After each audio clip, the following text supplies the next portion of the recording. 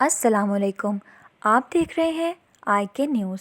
اگر آپ ہمارے چینل پہ ابھی نئے ہیں تو چینل کو سبسکرائب کریں اور بیل آئیکن بھی پریس کریں۔ وہ شخص جس نے میانمار کے جمہوری تجربے کا تختہ الٹ کر دنیا کو دنگ کر دیا تھا، وہ اب تک صرف 2 مرتبہ اپنی وضاحت کے لیے سرکاری ٹیلی ویژن پر عوام کے سامنے آئے ہیں۔ ٹیلی پرومپٹر کے سامنے گھبرائے ہوئے سے نظر آنے والے جنرل من اونگ ہیلنگ نے اپنی تقریر میں فوجی بغاوت، ملک کے منتخب سیاسی قیادت کو حراست میں رکھنے، ملک کے طول و عرض میں ہر شعبہ زندگی کی جانب سے فوجی حکومت کے خلاف ہونے والے مظاہروں، عالمی برادری کی جانب سے مذمتی بیانات اور ملک پہ نئی پابندیاں عائد کرنے کے خطرات کے متعلق کوئی بات نہیں کی تھی۔ اس کے بجائے انہوں نے ملک میں اتحاد اور تنظیم کی ضرورت کے گھسے پٹے فوجی نعروں اور گزشتہ نومبر کے انتخابات میں انتخابی بے ضابطگیوں کے بارے میں اپنے ہی غیر مصدقہ الزامات کو دہرایا۔ منتخب حکومت کا تختہ الٹنے پر عوامی غم و غصے کو کم کرنے کی کوشش میں ناتجربہ کاری کے باعث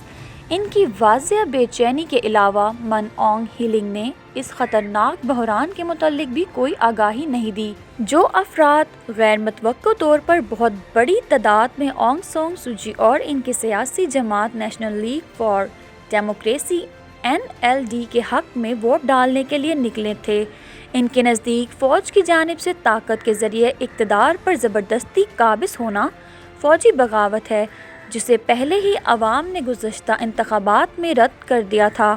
اس فوج نے ایک ایسے جنرل کے ذریعے اقتدار پر قبضہ جمایا جو نہ صرف رواں برس جولائی میں ریٹائر ہو رہے ہیں، بلکہ حال ہی میں آنے والے انتخابی نتائج کے بعد ان کا کوئی خاص کردار بھی نہیں بچا تھا۔ لیکن میانمار کے فوجی جرنیل اپنے آپ کے لیے ایسا نہیں سوچتے۔ مسئلہ افواج کی سیاست میں غالب کردار کو برقرار رکھنے کے لیے موجودہ آئین کی تشکیل میں برسوں گزارے، جس کو وہ اب بھی نظم و ضبط سے فروغ پانے والی جمہوریت کہتے ہیں۔ وہ ہمیشہ اپنا یہ حق رکھتے تھے کہ اگر کوئی پروجیکٹ کسی ایسی سمت جا رہا ہے جس کو وہ پسند نہیں کرتے تو وہ اس میں بھی دخل اندازی کر سکیں گے۔ میانمار میں کئی برسوں سے مقیم ایک سینئر سفارتکار نے ایک رپورٹ میں ظاہر کیا ہے کہ میں جب بھی من اونگ ہیلنگ سے ملا ہوں، انہوں نے اس پر اصرار کیا کہ فوج کی ذمہ داری جمہوریت کی حفاظت کرنا ہے۔ ان کے نقطہ نظر سے مسئلہ افواج کو دخل اندازی اس لیے کرنا پڑی کیونکہ ملک کی جمہوریت میں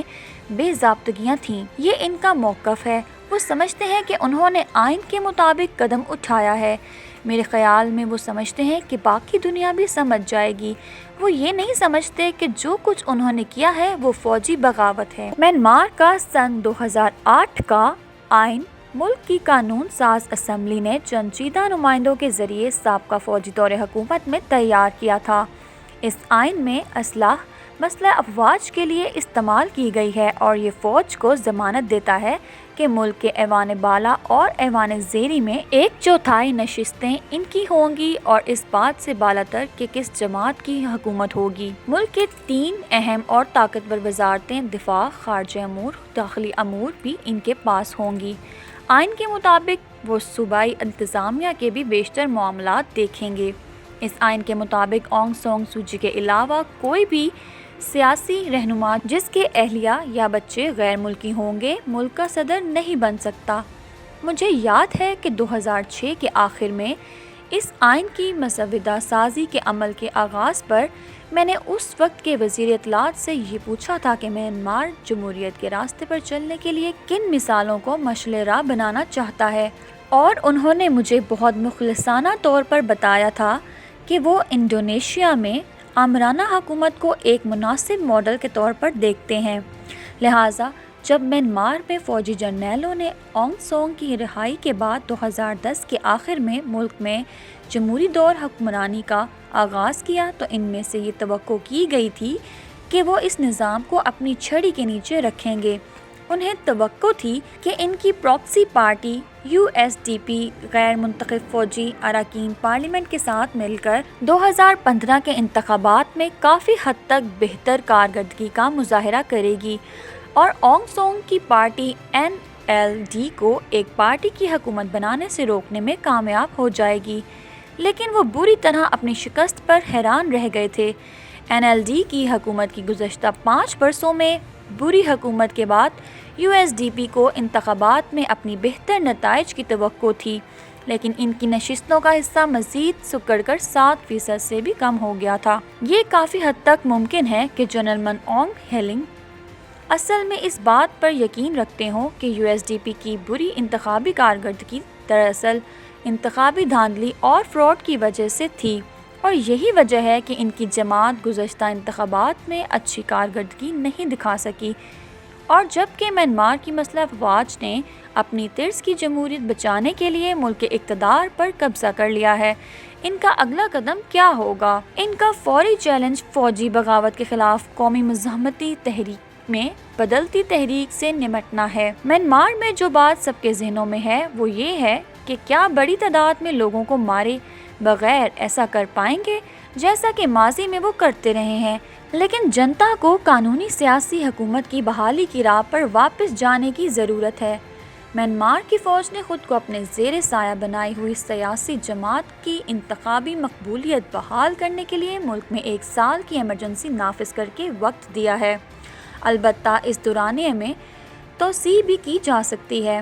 برمی جرنیلوں کے پاس اس نظام کو پیروی کرنے کے لیے ایک مثال موجود ہے، اور وہ ہے ہمسایہ ملک تھائی لینڈ کا نظام حکومت۔ وہاں فوجی بغاوت کرنے والے سن 2014 میں اس مسئلے کا شکار تھے کہ ملک کی مقبول سیاسی جماعت کو کیسے روکا جائے۔ منتخب حکومت کے مقابلے میں 250 نشستوں پر مشتمل سینٹ کے ساتھ ایک نئے آئین کا مسودہ تیار کرنے کے علاوہ تھائی لینڈ میں جنتا نے بڑی احتیاط سے انتخابی نظام کو نئے سرے سے مرتب کیا ہے تاکہ یہ یقینی بنایا جا سکے کہ سیاسی جماعت کم نشستیں جیت سکے گی۔ میانمار میں بھی فوج کچھ ایسا ہی کرنے والی ہے۔ NLD کی وسیع پیمانے پر مقبولیت اسے پہلے سے موجود نظام میں ووٹوں کے تناسب کے مقابلے میں کئی زیادہ نشستوں کا حصہ دیتی ہے۔ تھائی فوج نے الیکشن کمیشن کے اراکین کو بھی تعینات کیا ہے اور آئینی عدالت کی رکنیت پر بہت اثر ڈالا ہے۔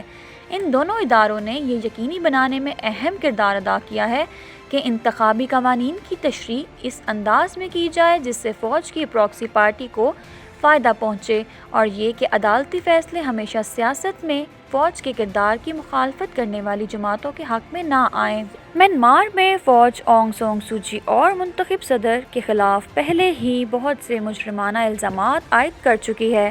امکان ہے کہ NLD کے ہیڈ کوارٹرز اور ملک بھر میں الیکشن کمیشن کے دفاتر پر رات کے وقت مارے جانے والے چھاپے ان دستاویزات کے حصول کے لیے ہیں جو فوج کو NLD کے خلاف انتخابی دھوکہ دہی کا مقدمہ بنانے میں مدد فراہم کر سکتے ہیں، جس کا مقصد اس جماعت یا اس کی اعلیٰ قیادت کو آئندہ انتخابات کے لیے نااہل قرار دینا ہے۔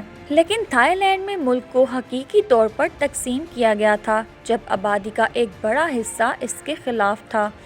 وہاں فوج کی حمایت یافتہ جماعت PPRP نے حقیقت میں کسی بھی دوسری پارٹی کے مقابلے میں زیادہ ووٹ حاصل کیے، اگرچہ ان کی نشستیں کم تھیں، اور وہ الیکشن کمیشن کی مدد سے ایک حکمران اتحاد قائم کرنے میں کامیاب رہی۔ میانمار میں فوجی بغاوت کے خلاف عوام کے غیر معمولی غصے کی شدت سے یہ پتہ چلتا ہے کہ مستقبل میں بھی اگر ملک میں قدر آزادانہ اور منصفانہ انتخابات کا انعقاد ہوتا ہے تو USDP یا جس پارٹی کو بھی مسلح فوج کی حمایت حاصل ہے وہ گزشتہ نومبر کے مقابلے میں بھی بدتر کارکردگی دکھائے گی۔ مستقبل قریب میں کسی بھی انتخاب کو انجینئر کرنے کے لیے انتخابی ہیرا پھیری اور جبر کی بہت ضرورت ہے تاکہ فوج کی حمایت یافتہ پارٹی انتخاب جیت سکے اور کسی بھی حکومت کی تشکیل کو خطرے میں ڈال سکے۔ اس کا متبادل فوجی حکومت کے کئی اور برس ہیں۔ میانمار کے فوجی جرنیل یہ امید کر رہے ہیں کہ 75 سالہ اونگ سان سو چی کی بڑھتی عمر اور اقتدار سے بے دخلی انہیں ان کی جماعت NLD کو سیاسی منظرنامے سے غائب کر دے گی۔ پچھلے 10 برسوں میں ہونے والی زبردست بہتری کے بعد میانمار کے لیے یہ بہت تاریخ اور برے امکانات ہیں۔ سینئر سفارتکار کا کہنا تھا کہ میں یہ جانتا ہوں اس پر یقین کرنا مشکل ہے، لیکن مسلح افواج حقیقی معنوں میں یہ سوچ رہی ہے کہ وہ ملٹی پارٹی جمہوری نظام کی جانب کام کر رہے ہیں۔ ان کا کہنا تھا کہ انہیں بتانے کی ضرورت ہے کہ اگر انہوں نے یہ اقدامات اٹھائے تو وہ باقی دنیا کو سمجھا نہیں پائیں گے۔